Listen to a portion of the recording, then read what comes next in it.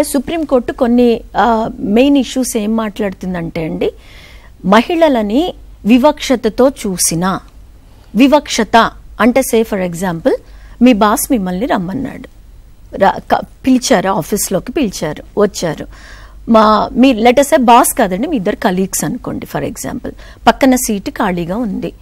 ఆబ్వియస్గా మీరేం చేస్తారు? మీరు నిలబడి మాట్లాడాల్సిన అవసరం ఉందా అక్కడ? ఏం చేస్తాము? కూర్చోబోయామనుకోండి, ఆయన కుర్చీ గుంజేశాడు అనుకోండి, ఇట్స్ అన్ ఇన్సల్ట్ కదా, ఇట్ ఈస్ అన్ ఇన్సల్ట్. అంటే అక్కడ పర్హాప్స్ ఆయన ఉద్దేశం ఏంటి?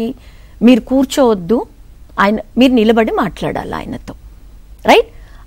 అది నలుగురు ముందర జరిగితే, ఇద్దరు ముందర మీ మనసుకైతే ఇన్సల్ట్ అని తెలుసు కదా. నలుగురు ముందర జరిగినా జరగకపోయినా, నలుగురు ముందర జరిగిన ఇన్సల్టే, అది మీ ముందర జరిగిన ఇన్సల్టే. అంటే ఈ చట్టం ఏం చెప్తుందంటే, మహిళలని ఎవరన్నా అవమానించిన, డిస్క్రిమినేట్ చేసిన, లేకపోతే నువ్వు మహిళవి అని చిన్న చూపు చూసిన, లెట్ సే ఆఫీస్లలో కామన్గా ఏం జరుగుతుందంటే, ఒక చిన్న ఎగ్జాంపుల్ చెప్తానండి. ఒక ప్లే గ్రౌండ్లో ఒక స్కూల్లో పీటీ టీచరు మేల్ ఉన్నాడు, రైట్? అండ్ ఒక లేడీ టీచర్ ఉందనుకోండి. పిల్లలందరూ ఆడుతున్నారు. ఆమె కొంచెం పొట్టిగా లావుగా ఉంది ఆ టీచరు.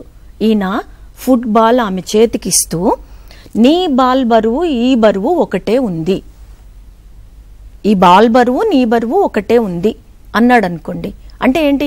ఆ అమ్మాయి పొట్టిగా లావుగా నీకు కనపడుతూనే ఉంది కదా, నువ్వు పనివాళ్ళ ఈ బాల్ని కంపేర్ చేస్తూ మీ బరువు ఈ బాల్ బరువు ఒకటే ఉంది అని అంటే, don't you think that it is an insult? Now it is we're calling it as body shaming. Body shaming in offices also amounts to sexual harassment. Body shaming కానీ, డిస్క్రిమినేటరీ యాటిట్యూడ్ కానీ. Discriminatory attitude ఏంటి? We want a male for this job, we want a male for this job, you can't do it అని చెప్పటము discrimination.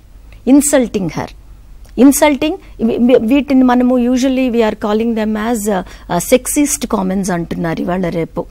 Sexist comment అంటే, నువ్వు ఆడపిల్లవి కాబట్టి నువ్వు చేయలేవు, నువ్వు ఆడపిల్లవు కాబట్టి నువ్వు ఇది చెయ్యకూడదు.